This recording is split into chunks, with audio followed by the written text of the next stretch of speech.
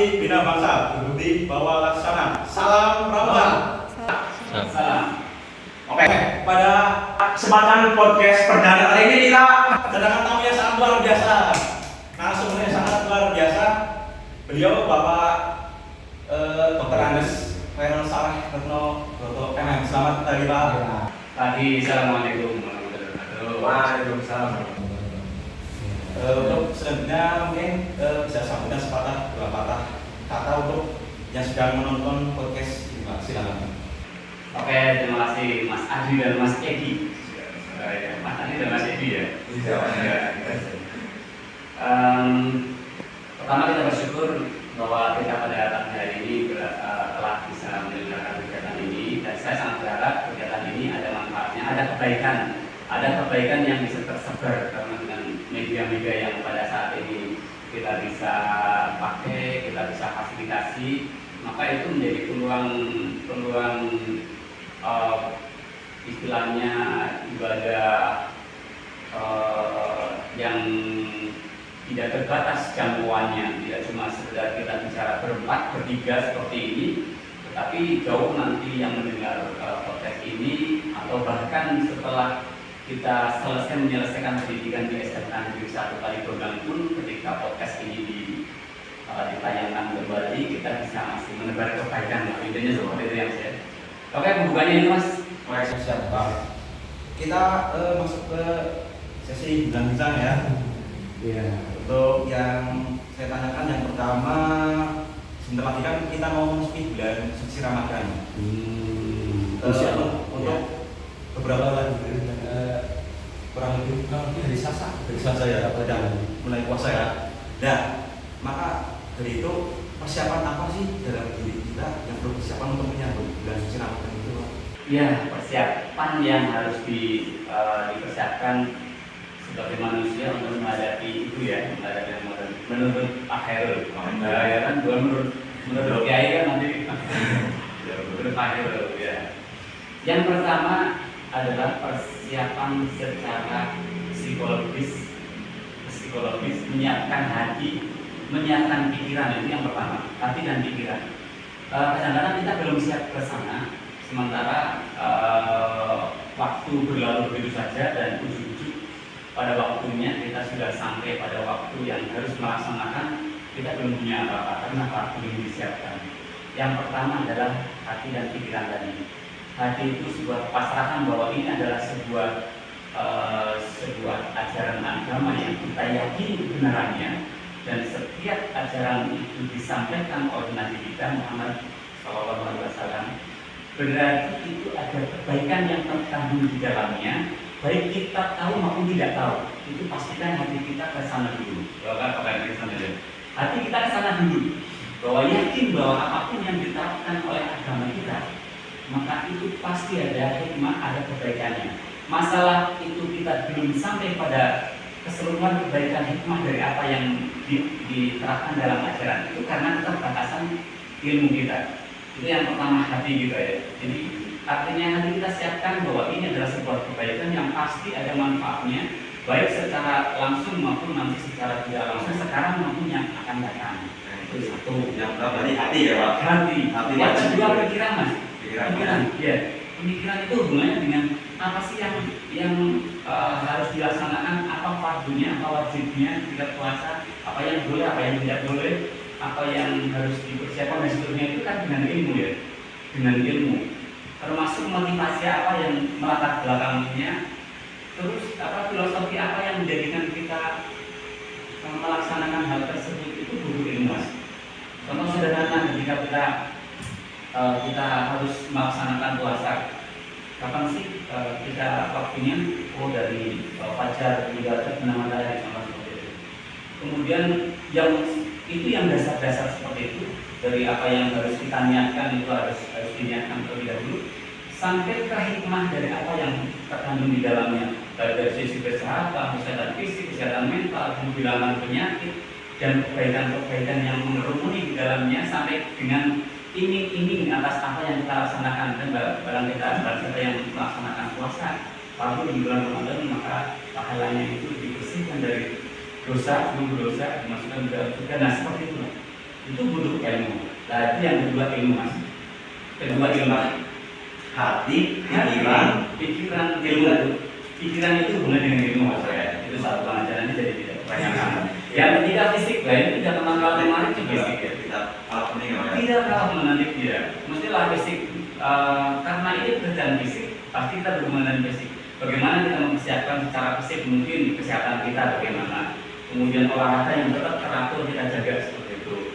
Kebugaran kita bagaimana karena kita selain kita melaksanakan Ramadan, kita juga ada kegiatan-kegiatan lain yang juga tetap harus kita laksanakan.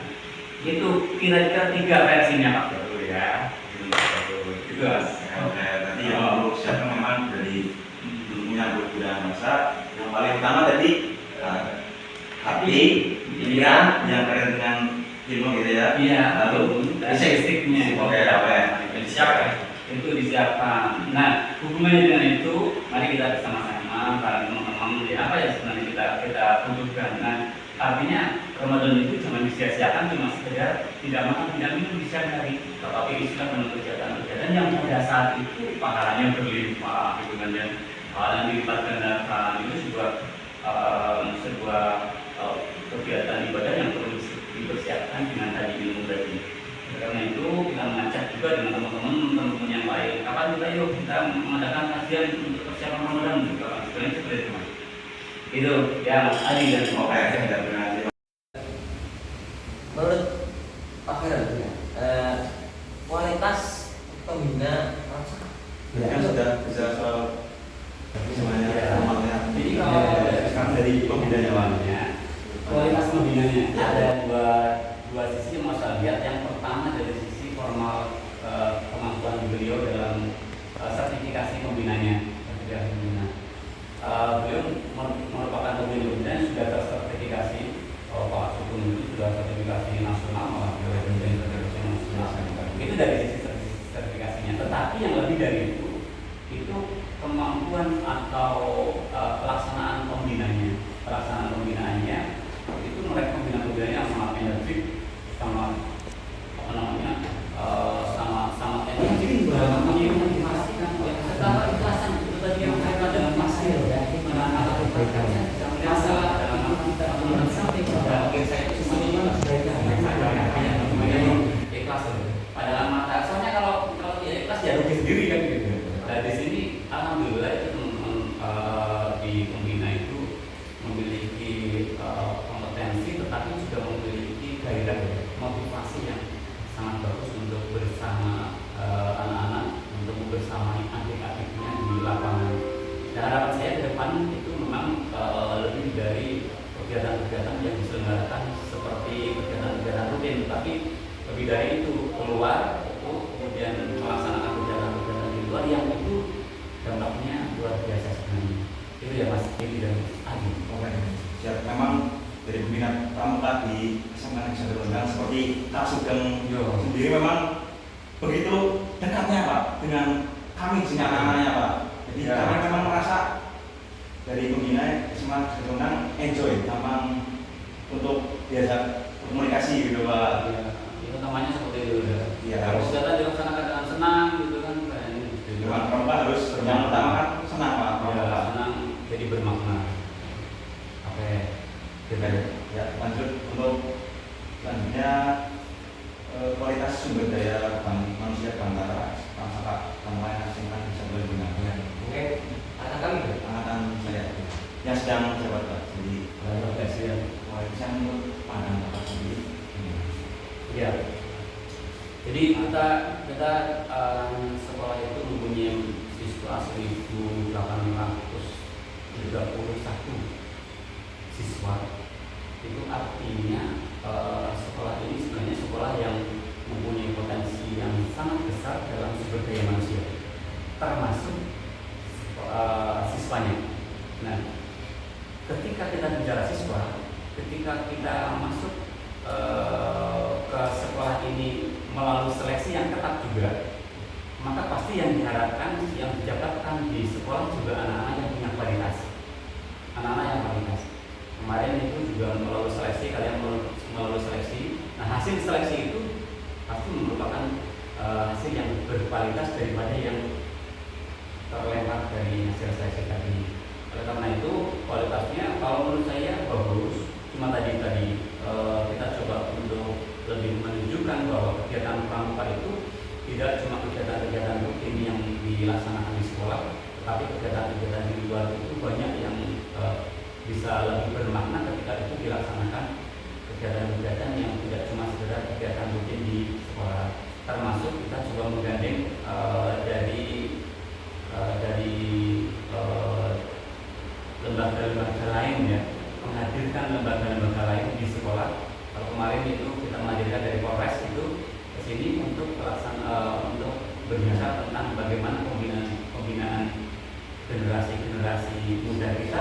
Nah, kita sudah siap untuk mendapatkan pembinaan dari luar, maka dari potensi-potensi anak-anak semuanya harapannya itu merupakan generasi-generasi yang terpilih yang siap untuk bisa berkembang di masa yang akan datang.